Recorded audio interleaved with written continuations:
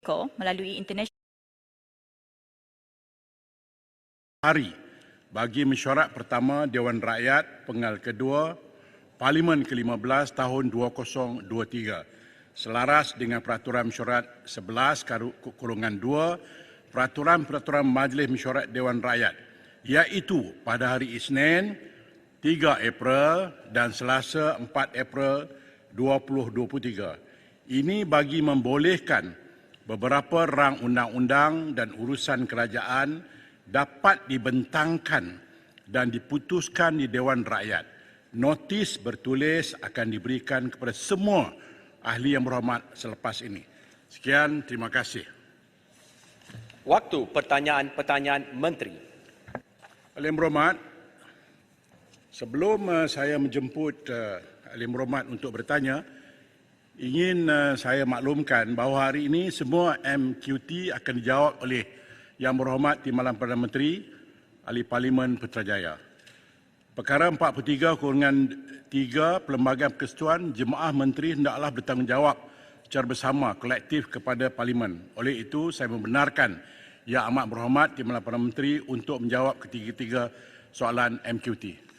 Untuk itu, saya jemput Puan Yung Shifura binti Osman Bentong.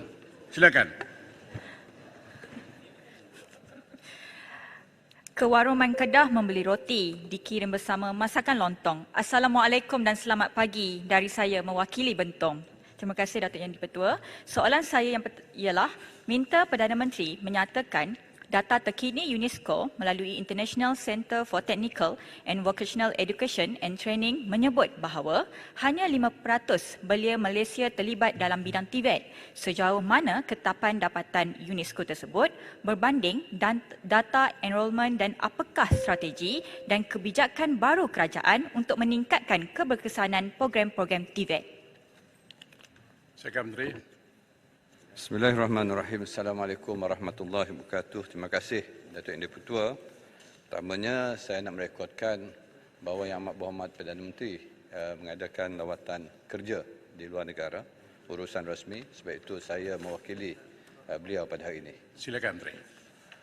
Untuk makluman Dewan Yang Mulia, program pendidikan dan latihan teknikal dan vocational ataupun ringkasnya TVET di negara ini dilaksana dan ditadbir urus mentasi 12 kementerian serta melibatkan penyertaan penyedia institusi latihan kemahiran awam ataupun singkatannya ILKA dan institusi latihan kemahiran swasta ILKS. Terdapat sejumlah 1,295 buah institusi TVET merangkumi ILKA dan ILKS yang sedang beroperasi dengan menawarkan program-program TVET yang bersesuaian dengan kumpulan sasar yang ditetapkan. Merujuk kepada data terkini UNESCO yang menyatakan bahawa hanya 5% belia Malaysia terlibat dalam bidang TVET, kenyataan ini adalah berdasarkan penglibatan belia yang berumur antara 15 hingga 24 tahun. Ini mengambil kira populasi belia negara dalam lingkungan umur yang sama berjumlah seramai 6 juta orang berdasarkan statistik daripada Jabatan Perangkaan Negara ataupun DOSM. Data yang dinyatakan oleh UNESCO ini adalah selari dengan statistik enrolment bagi tahun 2021, menunjukkan bilangan belia dan kategori umur yang sama menyertai program TVET adalah seramai 360,000 orang.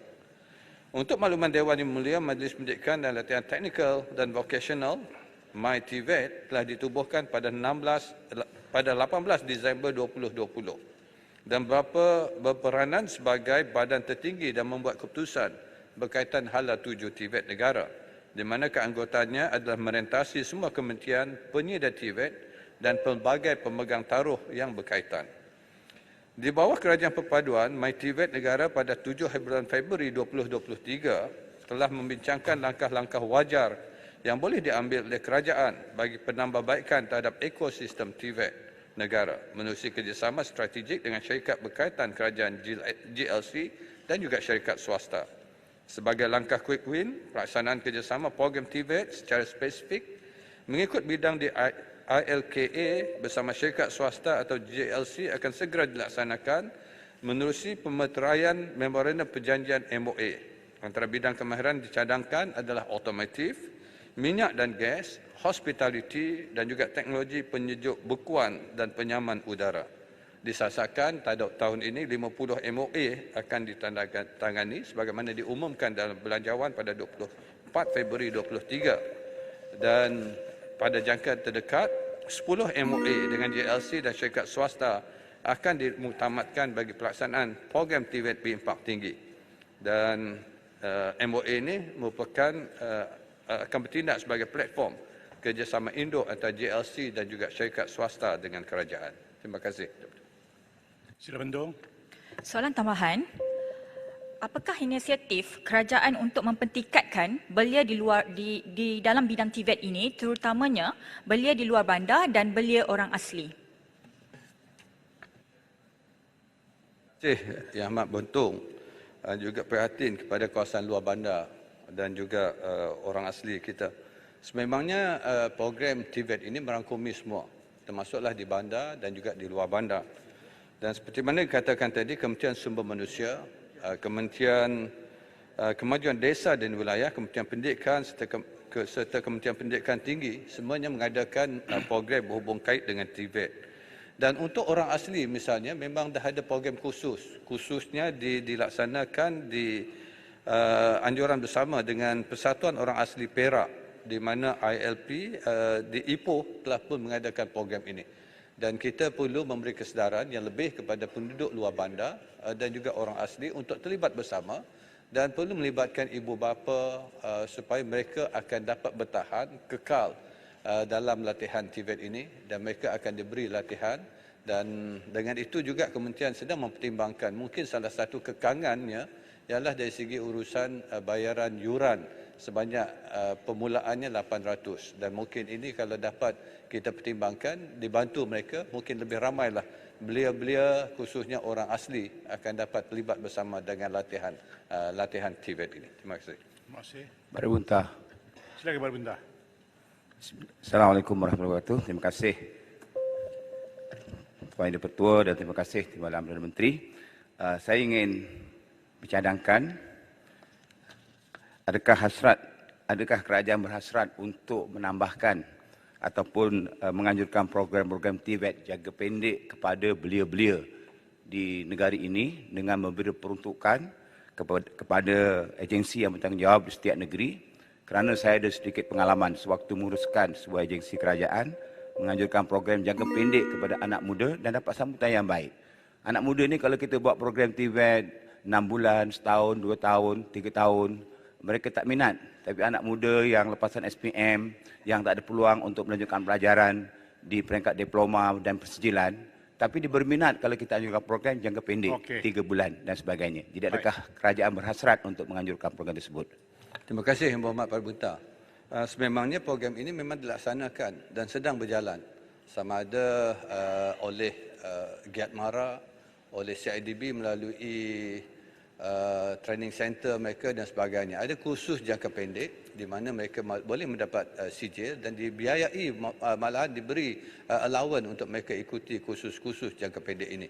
Sebab itu TVET ini adalah pembelajaran sepanjang hayat. Memang sepatutnya kita laksanakan program jangka panjang yang ada juga yang mungkin nak mengambil diploma, malahan degree sekalipun, tapi ada juga yang sekadar untuk mengambil sertifikat, ada juga yang hanya untuk mendapat technical training yang asas. Dan ini sedang berjalan dan kita akan meneruskan daripada pelbagai pusat-pusat latihan yang sedang berjalan di negara kita. Terima kasih. Boleh. Sekarang saya jemput Datuk Seri Saifuddin Abdullah, Indra Mahkota. Terima kasih Tuan Yang Di-Pertua. Saya ingin meminta Perdana Menteri menyatakan adakah kerajaan berhasrat mencadangkan kepada Dewan ini butiran khusus berkaitan reformasi komprehensif terhadap sistem dan institusi negara, termasuk reformasi parlimen, serta adakah kerajaan akan mencadangkan proses perundingan yang inklusif bagi melaksanakan agenda reformasi tersebut. Silakan Menteri. Terima kasih Yang Berhormat Datuk Yang Di-Pertua. Untuk makluman Ahli Berhormat, secara keseluruhannya dan untuk memastikan pelaksanaan inisiatif reformasi institusi yang komprehensif, Pasukan khas mengenai reformasi institusi yang dipengerusikan oleh Yang Berhormat Menteri di Jabatan Perdana Menteri, Undang-Undang dan Reformasi Institusi telah ditubuhkan pada Januari 2023 bagi meneliti, mengkaji dan mencadangkan reformasi institusi termasuk mekanisme pelaksanaan reformasi tersebut bagi pertimbangan Jemaah Menteri. Bengkel reformasi institusi telah diadakan pada 17 Januari 2023 melibatkan agensi kerajaan dan kumpulan organisasi masyarakat sivil ataupun CSO serta pertubuhan bukan kerajaan NGO yang memberi fokus kepada reformasi perundangan dan institusi negara. Siri libat urus bersama-sama kementerian, jabatan, agensi berkepentingan akan diteruskan bagi memuktamadkan cadangan reformasi institusi yang ingin dilaksanakan sebelum dibentangkan kepada Jemaah Menteri. Pada tahun 2018, satu jawatankuasa reformasi institusi ataupun Institutional Reform Committee IRC telah ditubuhkan bagi membantu Majlis Penasihat Kerajaan ataupun Council of Eminent Persons yang berperanan untuk menasihati kerajaan dalam bidang ekonomi, kewangan dan lain-lain dalam tempoh 100 hari pertama peralihan kerajaan. Satu laporan akhir telah disediakan dan dimuka-mukakan pada kerajaan. Walau bagaimanapun laporan akhir ini telah tidak diterbitkan pada umum kerana terikat dengan Akta Rahsia Rasmi 1972. Selain itu, kerajaan turut berhasrat mewujudkan sistem dan pengurusan pilihan raya yang berlandaskan prinsip-prinsip demokrasi yang diterima oleh semua pihak sebagai bebas, adil dan telus. Oleh demikian, Electoral Reform Committee ERC telah diwujudkan semenjak 2018 untuk meneliti cadangan penambahbaikan sistem dan pengurusan pilihan raya di Malaysia bersama semua pemegang taruh. Selanjutnya, suatu jawatankuasa khas Kabinet telah diwujudkan pada tahun 2022 untuk meneliti syur-syur ERC untuk pertimbangan Jemaah Menteri dalam masa terdekat. Kerajaan juga komited dalam pelaksanaan reformasi institusi Parlimen dengan mewujudkan semula perkhidmatan Parlimen bagi merealisasikan hasrat pengasingan kuasa di antara badan legislatif dan badan eksekutif. Pada ketika ini, kerajaan sedang mengkaji keperluan untuk mengubal Akta Perkhidmatan Parlimen untuk menjadikan perkhidmatan Parlimen yang berasingan daripada perkhidmatan awam.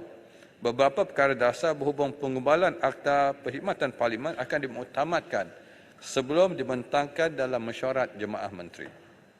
Dalam masa yang sama, bagi menyesuaikan dengan persekitaran dan keadaan semasa, kerajaan sedang juga meneliti untuk meminda Majlis Parlimen ataupun Keistimewaan dan Kuasa 1952 iaitu Akta 347. Antara perkara yang perlu diberi perhatian adalah kadar denda yang diperuntukkan di dalam akta ini yang tidak pernah dipinda sejak ia digubal pada tahun 1952 dan juga istilah-istilah lapuk dan terma yang perlu dipinda supaya relevan dengan keadaan masa kini. Saya minta sedikit lagi masa. Silakan. Seterusnya, penambahan dan pindaan pada Akta Perlindungan Pemberi Maklumat 2010 iaitu Akta 711 juga sedang dilaksanakan bagi memperkasakan akta tersebut dan merealisasikan visi Pelan Anti Rasuah Nasional ataupun NACP 2019-2023 untuk mewujudkan negara bebas rasuah. Pelaksanaan penambahbaikan mengambil kira pandangan dan input daripada beberapa siri libat urus dengan pihak pemegang taruh termasuk United Nations Office on Drugs and Crime dan juga Government Accountability Project. Kerajaan Perpaduan memandang serius agenda reformasi institusi ini dan akan mengambil tindakan yang tuntas bagi merealisasikan agenda ini. Kerajaan akan memastikan sebarang reformasi yang dilaksanakan ini dengan mengambil kira pandangan semua pihak yang berkepentingan. Terima kasih. Silakan Indah Mahkota. Terima kasih atas jawapan yang komprehensif dan saya memberi jaminan bahawa kami di sebelah sini senada dan sehalaman dalam kita menjayakan reformasi. Saya nak bertanya suatu yang low hanging fruit, Akta Universiti dan College Universiti. Seksyen 15 yang memberi kebebasan politik kepada mahasiswa itu dipinda bukan semasa Tambun menjadi timbalan Perdana Menteri, tapi masa pekan menjadi Perdana Menteri. Menteri yang bertanggungjawab dan saya bekerjasama pada masa itu. Dan saya nak rakam ada dua orang ahli parlimen sekarang yang dulu belum ahli parlimen tapi terlibat sama dalam proses itu. Yang Berhormat Setiawangsa, Yang Berhormat Bangi. Juga bekas ahli parlimen Nurul Izzah dan Tony Pua dan Presiden Bar Council masa itu, sekarang Datuk Lee Chim Wei. Soalannya ialah, dalam manifesto PH, AUKU nak dimansuhkan. Tetapi sahabat saya Yang Berhormat Menteri KPT menjawab sedikit berbeza.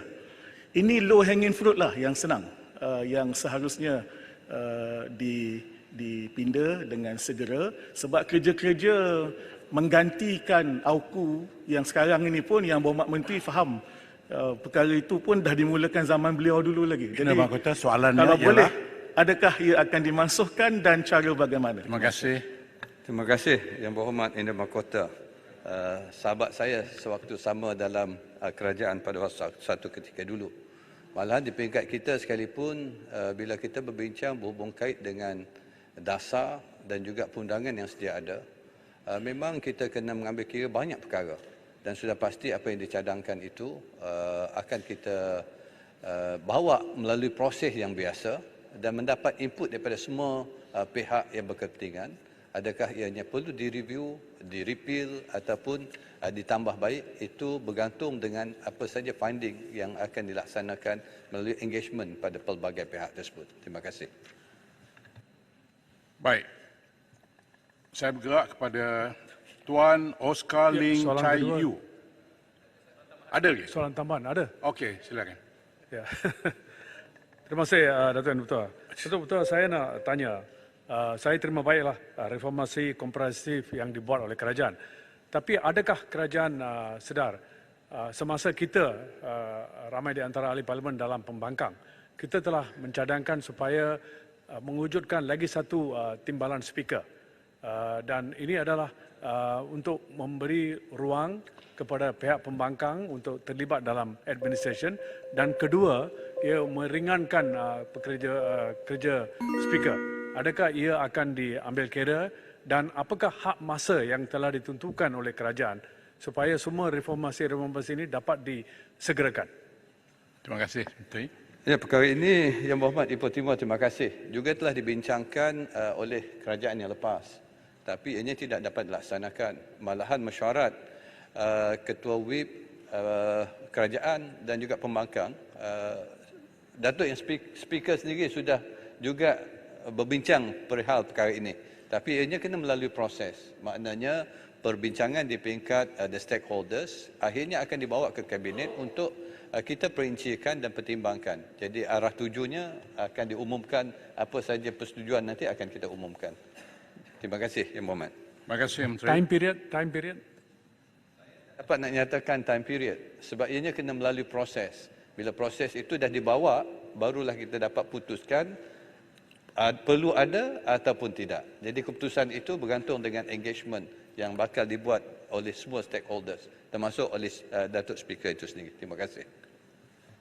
Untuk makluman tambahan, kita memang telah pun membenarkan ahli parlimen dari pembangkang menjadi speaker di Kamar Kas baru-baru ini. Kita dah mulakan. Silakan Tuan Oscar Ling Chai Yu, Sibu. Terima kasih Tuan Yang di-Pertua. Soalan saya nombor 3 mengenai meminta Perdana Menteri, Timbalan Perdana Menteri untuk menyatakan kesesakan hospital kerajaan pada ketika ini semakin membimbangkan, di mana rakyat tidak dapat mendapat perkhidmatan perubatan dan kesihatan yang bersesuaian, di samping perlu menunggu lama bagi mendapatkan khidmat kesihatan daripada hospital kerajaan. Jadi apakah langkah-langkah kerajaan dalam meningkatkan mutu perkhidmatan kesihatan negara? Silakan Menteri. Terima kasih Yang Berhormat Sibu. Ini merupakan soalan yang sentiasa dekat di hati semua wakil rakyat. Dan terima kasih Yang Berhormat Sibu membawa isu ini. Pada saya, untuk makluman Yang Berhormat, keseluruhan ahli Dewan Rakyat inilah, kalau kita melihat mengapa berlakunya kesesakan di hospital, walaupun kerajaan telah mengadakan banyak usaha, berapa banyak hospital baru telah dibina, hospital lama dinaik taraf, klinik kesihatan, klinik desa, semuanya dah bertambah banyak, tapi masih berlaku kesesakan. Jadi kesesakan ini pada saya adalah berpunca pertama sekali menunjukkan bahawa sistem kesihatan kita oleh semua pegawai-pegawai kesihatan daripada doktor, nurses kita dan semua kementerian yang terlibat dalam menjaga kesihatan kita ini dah bertambah baik. Bila bertambah baik, keyakinan rakyat untuk pergi ke hospital sebab perkhidmatan kesihatan yang baik sudah pasti akan merujuk kepada hospital kerajaan. Yang kedua, disebabkan hospital kita menyediakan perkhidmatan boleh dikatakan hampir percuma. Begitu murah sekali kalau kita bandingkan dengan perkhidmatan hospital swasta. Sebab itu juga mereka hospital kerajaan ini menjadi tumpuan. Dan untuk itulah kalau kita melihat kerajaan juga dah bertambah. Jumlah doktor, jururawat, semua dah bertambah. Tapi masih berdepan dengan kesesakan. Jadi untuk itulah maka kerajaan telah pun menubuhkan pasukan petugas khas reformasi sektor awam yang dipanggil singkatannya STAR yang dipengusikan oleh Tan Sri KSN dan dianggotai oleh pelbagai agensi. Bukan saja Kementerian Kesihatan tapi pelbagai agensi, kementerian dan sebagainya, di mana mereka berbincang, duduk melihat apakah penambahbaikan lagi boleh dijalankan. Untuk itu, maka mereka melaksanakan program secara short term, mid term dan juga long term, di mana jalinan kerjasama dengan the private sectors, private hospital dan juga pengamal-pengamal perubatan klinik-klinik swasta untuk berkongsi di mana sebahagian pesakit-pesakit yang mungkin bukan menghadapi penyakit yang kritikal akan boleh mendapat perubatan di klinik-klinik swasta. Dan juga begitu juga yang datang khususnya waktu odd hours daripada 6 hingga 12 malam, kalau yang tak berapa-apa tu di mana mereka boleh dihantar kepada klinik kesihatan berdekatan, klinik daerah di mana waktu operasi mereka akan dilanjutkan sehingga ke 12 malam. Ini merupakan langkah jangka pendek dan juga langkah sederhana dilaksanakan. Seperti diumumkan juga dalam bajet baru-baru ini, skim perubatan madani juga telah diperuntukkan khas di mana akan diberi peruntukan untuk rakyat kita pergi berjumpa dengan pengamal-pengamal perubatan atau the GP untuk membuat rawatan yang tidak kritikal ataupun sakit demam biasa dan sebagainya. Jadi pokok pangkalnya Datuk Yang di-Pertua, mengapa hospital masih sesak? Mungkin mutu perkhidmatan kita dah tambah baik, tapi pada masa yang sama memberi gambaran bahawa adakah kita di Malaysia ini merupakan tidak mengamalkan budaya hidup yang sihat. Mengapa? Sebab itu lebih ramai terpaksa rujuk ke doktor, pergi ke doktor, demam, sakit dan sebagainya. Jadi sebab itu penekanan oleh Kementerian Kesihatan ialah juga untuk membawa ataupun mempromosikan budaya hidup sihat. Ini amat penting sebagai preventive measure yang patut kita fokuskan. Di sinilah saya kira peranan semua ahli parlimen untuk kita jalankan program bersama dengan Kementerian Kesihatan, doktor-doktor supaya memberi kesedaran mengamalkan budaya hidup sihat ini di kalangan rakyat kita. Supaya hospital, kita tak payah pergi ke hospital lah. Hanya tak ada yang sakit yang kritikal dan sebagainya. Dan hospital kita tidak akan terbeban dengan kita mengendalikan terlalu banyak kes-kes kesihatan yang akhirnya merugikan negara dari segi kedudukan kewangan dan merugikan rakyat kita sendiri juga. Jadi itu patut menjadi tumpuan kita semua. Terima kasih.